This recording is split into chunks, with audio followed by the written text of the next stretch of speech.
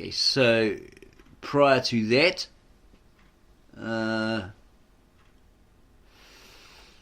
first century AD, you had the disciples of that Jesus the Christ, Yeshua Mashiach, the Messiah, okay, hanging around with him in his 3-year mission for 24/7, 365. Okay, and they wrote down what they heard him say, what he taught them, and what they saw him do, healing wise, miracle wise, etc. And then when the church of Jerusalem was destroyed, or the congregation, where they congregated, they fled with these texts, and Thomas, the founder of the original ancient, very old apostolic church of the East, he gave them these texts. He gave the appointed priests, because he was the founder of it, around the 1st century AD. He gave it to them, these texts, and they hid them from Emperor Constantine, who wanted to destroy them, because he had the mother church, and he wanted everybody to be subject unto that particular church, the Roman state church. So they hid them, therefore preserving them for 2,000 years, as testified by the once head patriarchate in 1957, Ma Isai Shamun. Translated into the nearest English equivalent by a native-born Aramaic-speaking translator, filmmaker, graduate from San Francisco Film Academy, and Mesopotamian history buff, Victor Nimrod Alexander from Mesopotamia, Syria.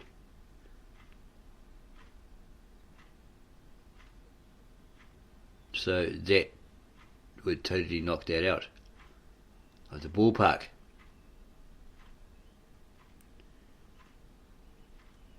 Celsus observes that he was not a pure word, not a true logos, but a man who had learned the arts of sorcery in Egypt.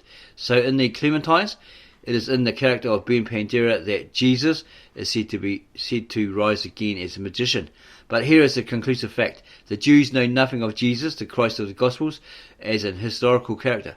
And when the Christians of the 4th century trace his pedigree by the hand of Epiphanius, they are forced to derive their Jesus from Pandera. Epiphanius gives the genealogy of the canonical Jesus in this wise. So you go back to the disciples and trust them, because they were the closest, hanging around him. A 3-year mission, 24/7, 365. And they do say in the scriptures, what? We lie? We're a bunch of liars? God forbid, because then their faith, their hope, is worth nothing, right? They died for nothing. They were martyred for nothing. Now, who dies for a cause they don't believe in? Who goes to their death for something that they really believe in, or they don't really believe in? Okay, they go to their death as testifiers because they believed in it. They believed in something. Okay, so they give their life for it. Who would do it if they didn't believe it? It's kind of silly. Epiphanius gives the genealogy of the canonical Jesus in this wise. Jacob called Pandera, Mary equals Joseph, Cleopas Jesus. This proves that in the 4th century the pedigree of Jesus was traced to Pandera, the father of that Jehoshua who was a pupil of Ben Perachia, and who became one of the magicians in Egypt, and who was crucified as a magician on the eve of the Passover by the Jews in the time of Queen Alexandra, who had ceased to reign in the year 70 BC. The Jesus, therefore, who lived and died more than a century too soon. Okay, and again, this is according to Gerald Massey. Thus, the Jews do not identify Jehoshua ben Pandera with the gospel Jesus, of whom they, his supposed contemporaries, knew nothing, but protest against the assumption as an impossibility. Whereas the Christians do identify their Jesus as the descendant of Pandera. Okay, so this guy is talking a whole lot of bunk here. We're pretty sure of that. It was he or nobody, yet he was neither the son of Joseph nor the Virgin Mary, nor was he crucified at Jerusalem. It is not the Jews then, but the Christians who fuse two supposed historic characters into one. There being but one history acknowledged or known on either side, it follows that the Jesus of the Gospels is the Jehoshua of the Talmud, or is not at all as a person. So would that be because they said, well, he who shall not be mentioned, his name blotted out of the books, etc., and they give him an alias? Could it be like that? Make out that he's somebody else, so people will think, oh yeah, okay, so he's not the Jesus the Christians believe in. He's this Ben Pandera, whatever. His name is Josephus or Jehoshua Pandera, whatever. Okay. This shifts the historic basis altogether. It antedates the human history by more than 100 years, and it at once destroys the historic character of the Gospels. There you go. So that's probably what it might have been reconstructed to do. Maybe. By these people, right? Together with that of any other personal Jesus than Ben Pandera. In short, the Jewish history of the matter will be found to corroborate the mythical. As Epiphanius knew of no other historical Jesus than the descendant of Pandera, it is possible that this is the Jesus whose tradition is reported by Irenaeus. So you'd have to go do the research and establish those claims as fact, find the evidence that proves it evident, and so forth. Irenaeus was born in the early part of the 2nd century between 120 and 140 AD. He was Bishop of Lyons, France, and a personal acquaintance of Polycarp, and he repeats a tradition testified to by the elders, which he alleges was directly derived from John, the disciple of the Lord, to the effect that Jesus was not crucified at 33 years of age, but that he passed through every age and lived on to be an oldish man. Really?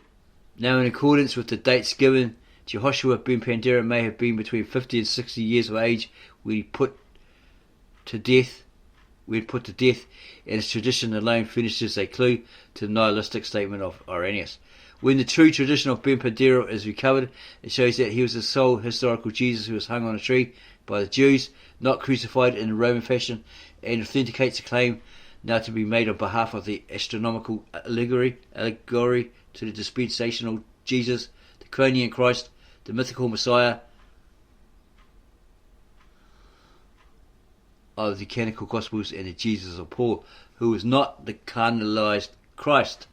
For Gerald Massey held that the Jesus of the other Gospel, according to the apostles Cephas and James, who were utterly repudiated by Paul, was none other than Ben Pandera, the Nazarene, of whom James was a follower, according to a comment on him found in the book Abodazura. That sounds very Persian or Zoroastrian.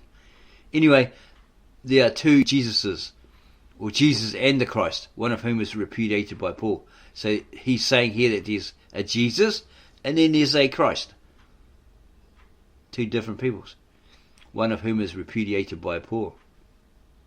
But Jehoshua, the son of Pandera, can never be convicted into Jesus Christ. Okay. But Jehoshua, the son of Pandera, can never be converted into Jesus Christ, the son of a virgin mother, as an historic character. Nor can the dates given ever be reconciled with contemporary history. The historical Herod, who sought to slay the young child Jesus, is known to have died 4 years before the date of the Christian era, assigned for the birth of Christ. So much for the historic Jesus, and now for the mythical Christ. Here we can tread on firmer ground. The mythical Messiah was always born of a virgin mother, a factor unknown in natural phenomena, and one that cannot be historical, one that can only be explained by means of the mythos, and those conditions of primitive sociology which are mirrored in mythology and preserved in theology.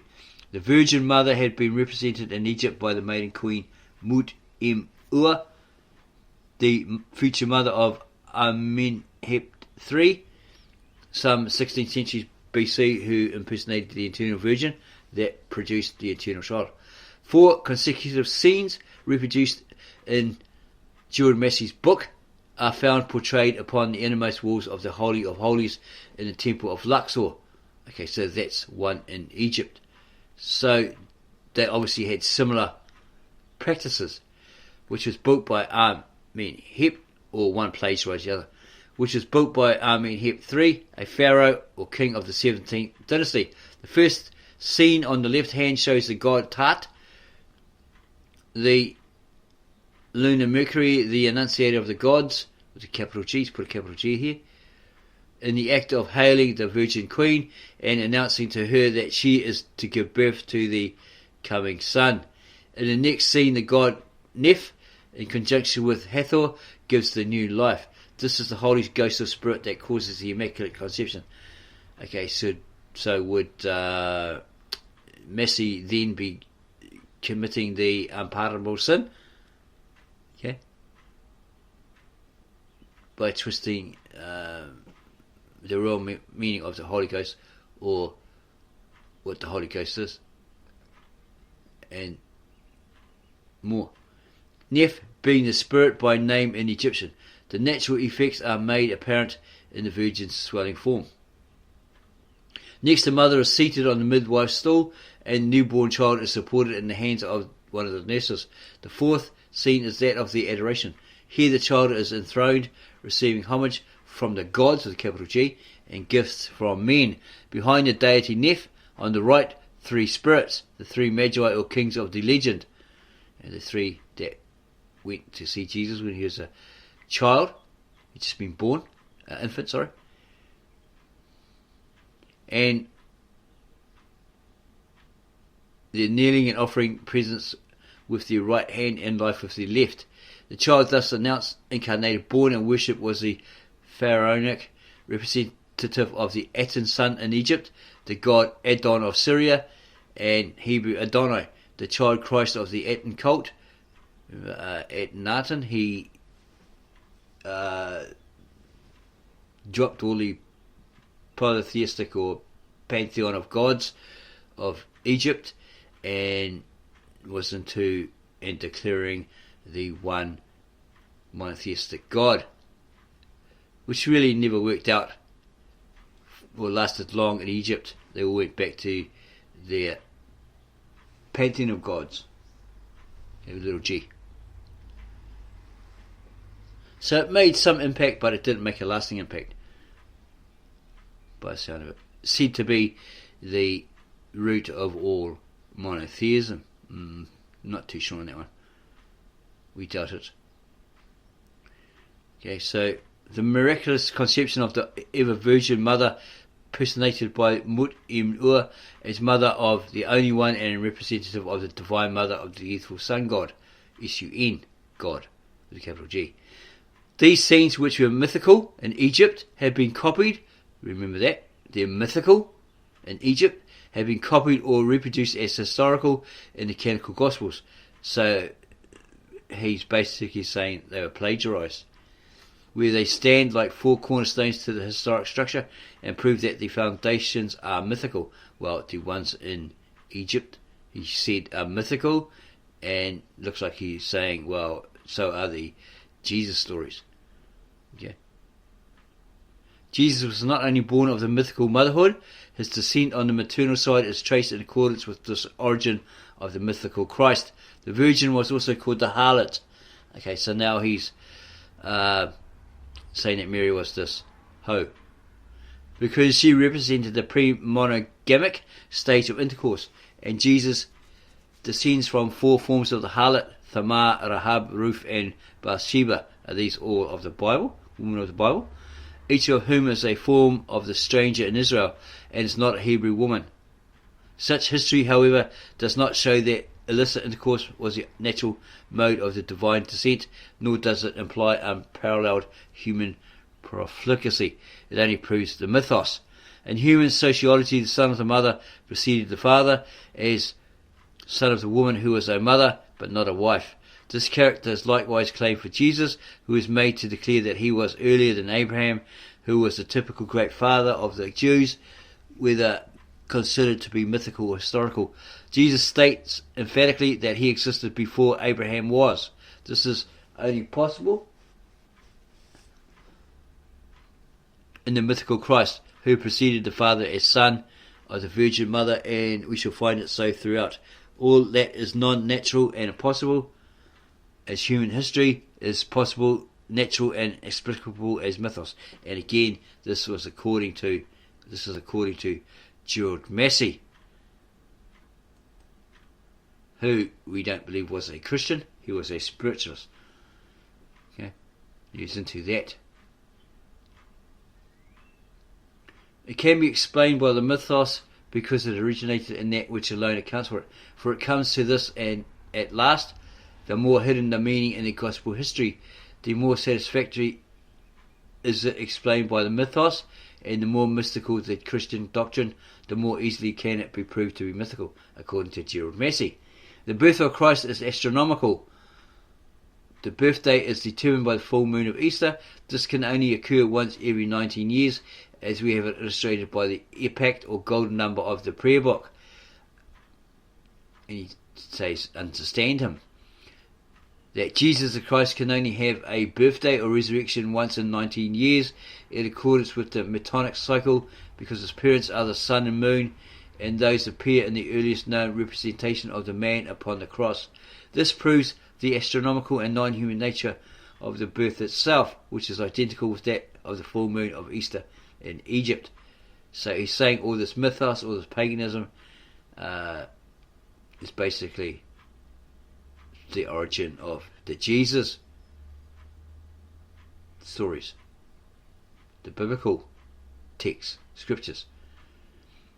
Cassini, the French astronomer, has demonstrated the fact that the date assigned for the birth of the Christ is an astronomical epoch in which the middle conjunction of the moon with the sun happened on 24th March at 1:30 in the morning at the meridian of Jerusalem, the very day of the middle equinox. The following day, the 25th, was the day of the incarnation according to Augustine, but the date of the birth according to Clement Alexander.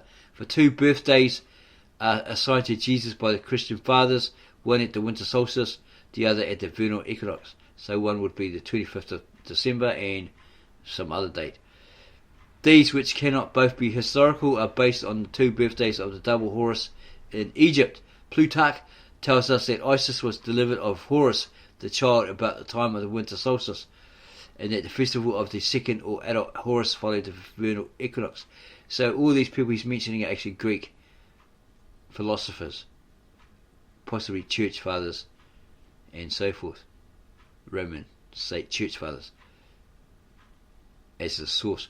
Hence, the solstice and spring equinox were both assigned to the one birth of Jesus by the Christolators, or Christolators, and again, that which is impossible as human history is the natural fact in relation to the two Horuses, the dual form of the solar god in Egypt. And here, in passing, we may point out the astronomical nature of the crucifixion. The Gospel according to John brings on a tradition so different from that of the synoptics as to invalidate the human history of both.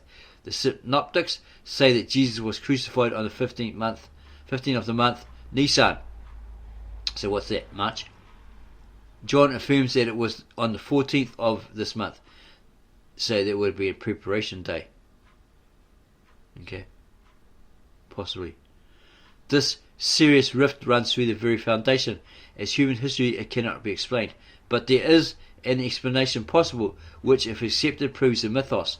The crucifixion crossing was, and still is, determined by the full moon of Easter. This, in the lunar reckoning, would be on the 14th in a month of 28 days. In the solar month of 30 days, it was reckoned to occur on the 15th of the month, which would possibly be a Sabbath. 2nd, 8, 15, yeah. In the eyes of the world's last chance in their claims on that these Sabbaths, the Sabbaths of every month, fell on certain days. The 2nd, the 8th, the 15th, the 22nd and 29th. And these days obviously varied each month. Both unite and the rift closes, improving the crucifixion to have been astronomical, just as it was in Egypt, where the two dates can be identified. Is a particular Australian, can't remember his name offhand,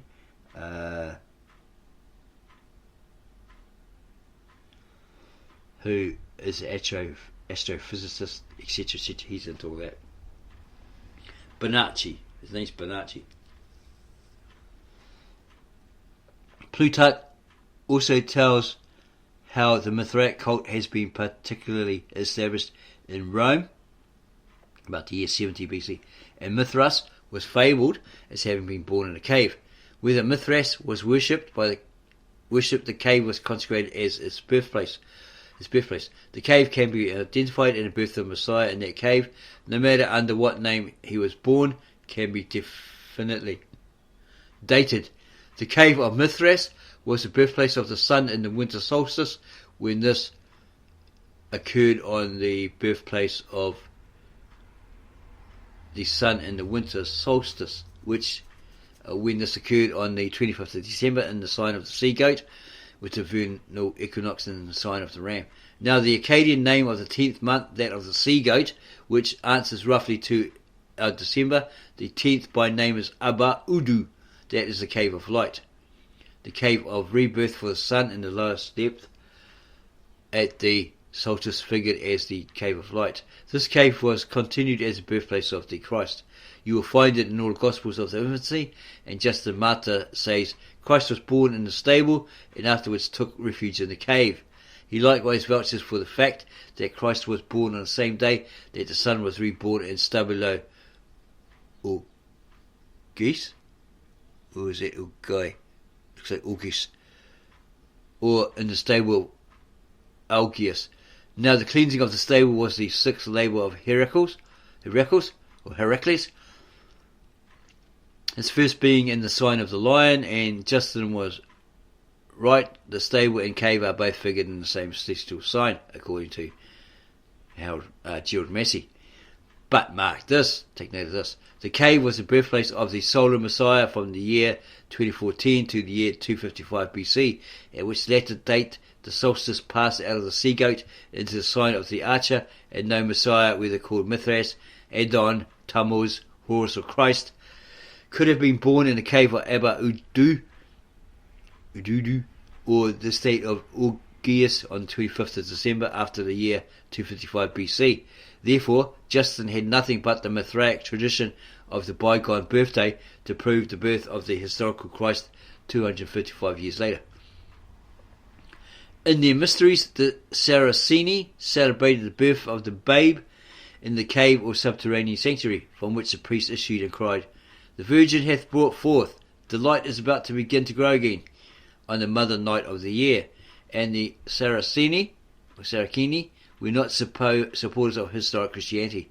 The birthplace of the Egyptian Messiah at the vernal equinox was figured in Apt, or Apta, the corner, but Apta is also the name of the crib and the manger.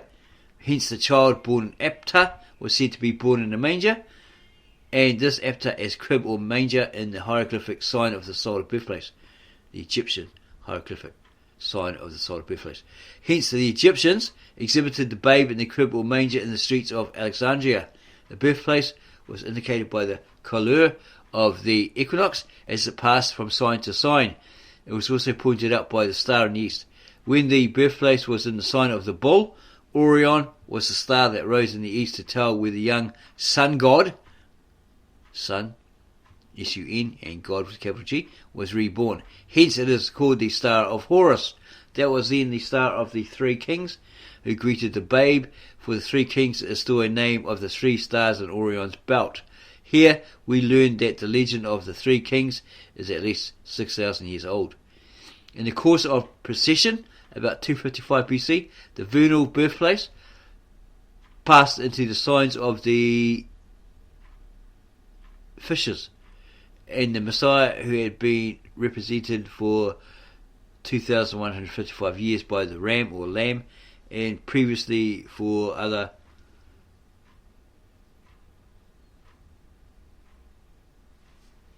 another 2,500 years or something. Just get back there.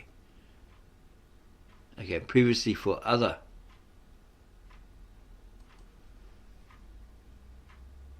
another 2,155 years by the Apis bull, was now imaged as a fish, or the fishman called Ichthys in Greek. The original fishman, the An of Egypt, Inoan, of Chaldea, or Joannes, right, probably dates from the previous cycle of procession, or 26,000 years earlier, and about 255 BC, the Messiah as a fishman was to come up once more as a manifesto from the celestial waters. The coming Messiah is called Dag, the fish, in the Talmud, and the Jews at one time connected his coming with some conjunction or occurrence in the side of the fishes. This shows the Jews were not only in possession of the astronomical allegory, but also of the tradition by which it could be interpreted. It was the mythical and Cronian Messiah alone who was or could be the subject of prophecy that might be fulfilled.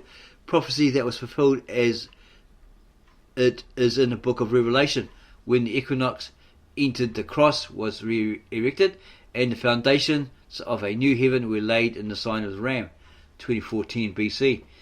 And again, when the equinox entered, the sign of the fishes, 255 BC. Prophecy that will be again fulfilled when the equinox enters the sign of the waterman about the end of this century, 1800s, 1900s, by which the Samaritans are still looking forward for the coming of their Messiah, who has not yet arrived for them. The Christians alone ate the oyster. The Jews and Samaritans only got an equal share of the empty shells. The uninstructed Jews, what he refers to as the Idiotai, at one time thought the prophecy, which was astronomical and solely related to the cycles of time, was to have its fulfillment in human history. But they found out their error and bequeathed it unexplained to the still more ignorant Christians. The same traditions of the coming one is extant amongst the millenarians and the Adventists, those who believe the prophet Miller, who said, Christ is going to come back in 1872 or something like that, and they waited around and never came back. So they dropped him and went with Ellen G. White. Yeah, they were the Millerites. As among the Muslims, it is a tradition of Al-Mahdi, the prophet who is to come in the last days of the world to conquer all the world, and who is lately descending the Sudan with the old announcement, the day of the Lord is at hand, which shows that the astronomical allegory has left some relics of the true tradition among the Arabs, who at one time learned in astronomical lore. The Messiah as a fishman is foreseen by Esdras ascending out of the sea as the same whom God the highest hath kept a great season, by which his own self shall deliver the creature. The ancient fishman only came up out of the sea to converse with men and teach them in the daytime. When the sun set, says Berosus, it was the custom of this being to plunge again into the sea, says like a merman, and abide all night in the deep. So the man foreseen by Esdras is only visible by day.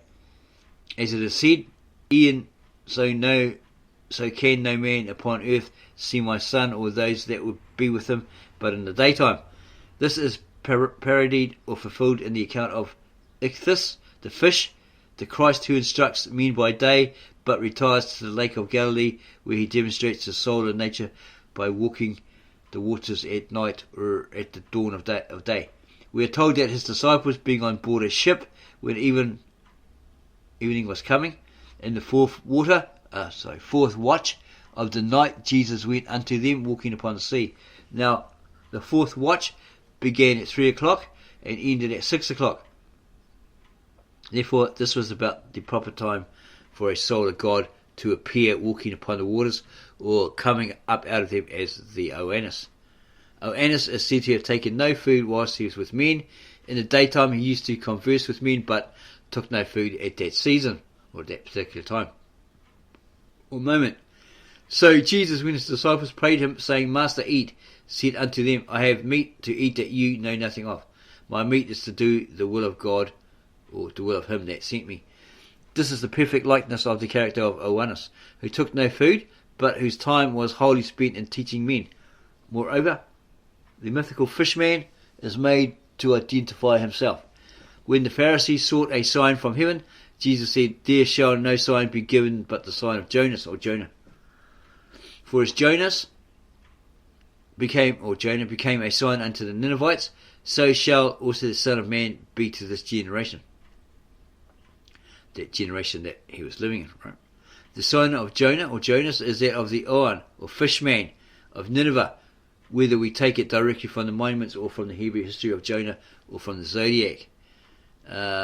He was called Yonah in the Aramaic, which is the dove. It means the dove.